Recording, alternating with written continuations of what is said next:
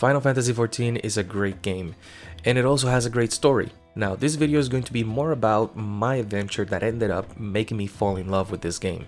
Some people fell in love with the game back in the good old days of 1.0, others in 2.0, and so on. My story starts in 2.0, but back then I couldn't really afford to pay for the subscription, so whatever happened to that account is, well, it's lost and forgotten to time. So with that said, let's fast forward to my second go around with this game. That is 4.0. Yes, you got that right. This is where I started to play the game on the PS4, and while it was great, it didn't really catch my attention. After I finished the MSQ, I didn't know what else I could do in the game, for the simple reason that this was my first MMORPG ever. I, for the most part, don't type in the chat. I tend to keep to myself and play with my small group of friends when they weren't busy. Yep, in a social game, I didn't know how to be social.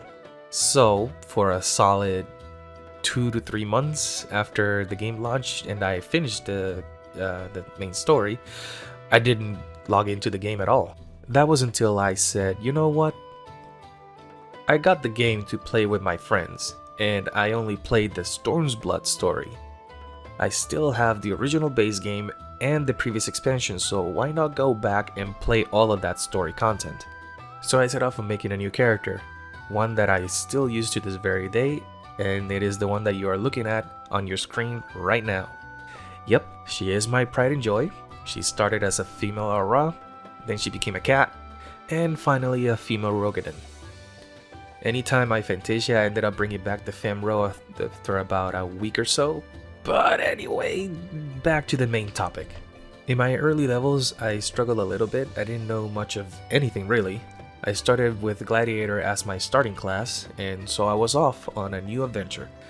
The story at first, it was slow, but I expected that much, to be honest.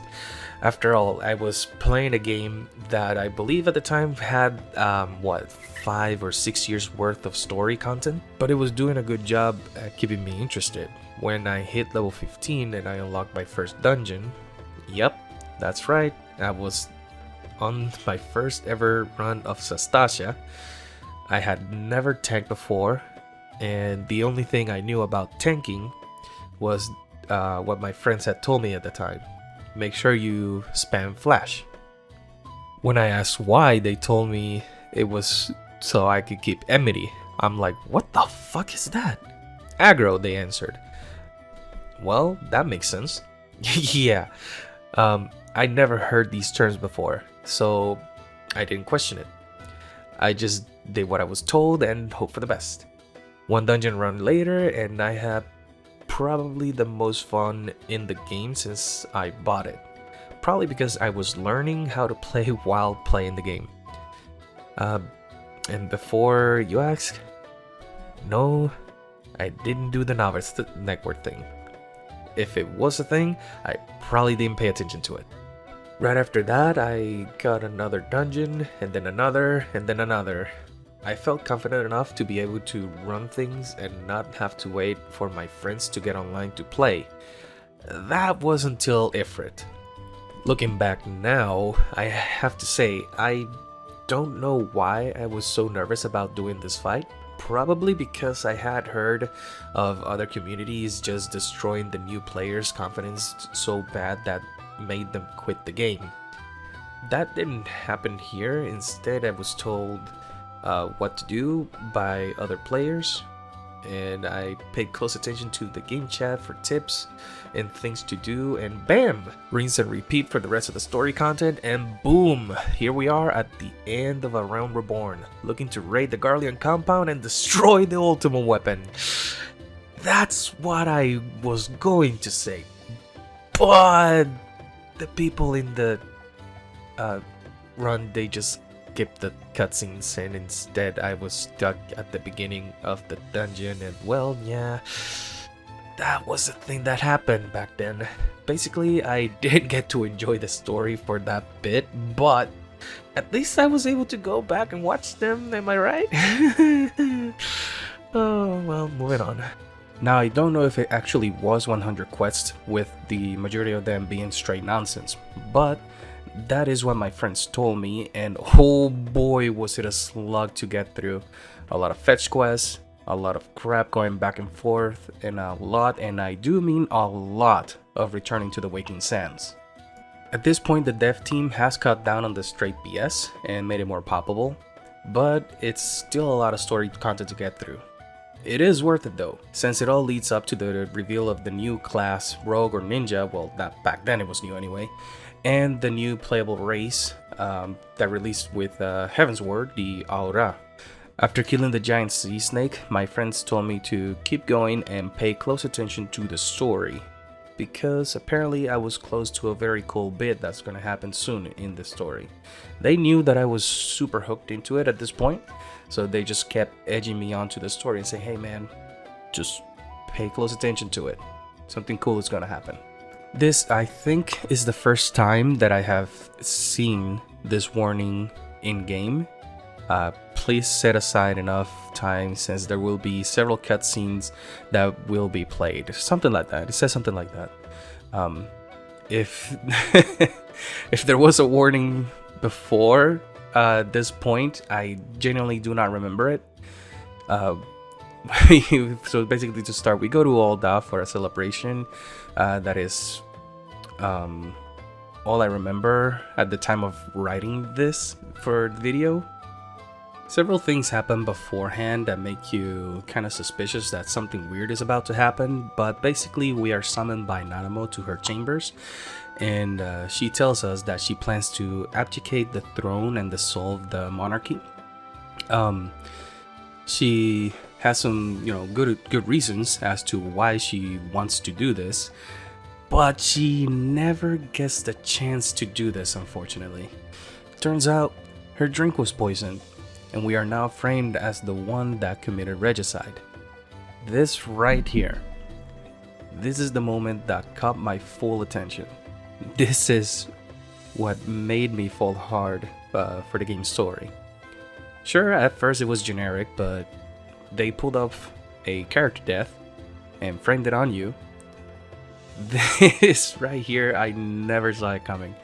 I knew something was going to happen, and that we were going to have a big fight. But not this. Not even close. The cutscene goes on and a lot more things happen. At the banquet, it is revealed that we are the culprits and the Scions are framed by Teleji. Now, I have to say, thank God for Raban. That true Giga Chad. He saw right through Teleji's plan and killed them on the spot. He then went for another kill, but ended up getting his arm chopped off. Well, that's, what the fuck, man? How does that even happen? So many things are happening so fast, and the other leaders, they want to get involved, but are incapable of doing so for political reasons, because of course it's politics. Raban keeps fighting, he sets us free, and we are now on the run. We keep getting ambushed and stopped, so now, 2 at a time, our friends keep fighting so that we can run and try and clear our names. At the time, as far as I knew, they all died at the banquet. All of them. Now, you have to remember, I started playing at the Stormblood MSQ. I knew nothing about any of these characters. Then I didn't play for about 2 to 3 months. And this is where I got hooked. This is where I wanted to know more about these characters and their backstories, their motivations and what makes them tick. I came to this game to play with my friends, and I ended up falling in love with the game instead. After I got my character caught up in the MSQ for Stormblood, it was around the time that Sigma Escape came out. And my friends, they told me, hey, you should try the raids, it's pretty fun. And so I did the normal mode, since I had no experience with playing in a raid setting, I slowly worked up the courage and started to really learn how to play the game. I found a streamer, well, several streamers, that one of them, which is the one that really taught me how to play indirectly. He played tank, well, still plays tank to this day, and I am sure he doesn't know it. In fact, I know for a fact that he doesn't know it. And his chat is probably gonna troll him for this, and they're just gonna type in there like XFFing or stuff like that. Whatever, you know, it's fine. It's fun. Yeah. So I have to say, man, thank you for teaching me how to tank. Even if you don't realize it, you did taught me how to tank. Thank you, Xenos. I then started Shinryu EX. That's where I started actually practicing and everything, you know, to learn how to do rotations and timings and all that. I ended up doing all of the extremes during Stormblood. I didn't do any of the savage versions of the raid, something that to this day I regret a little bit, because those raids, looking back, people that did them, those fights were amazing. And it was something that I was very determined to fix in the next expansion, Shadowbringers. That's how I got into this game. Deep into this game. I just wanted to share this. Thank you guys for hearing me out, for watching, and have an awesome day.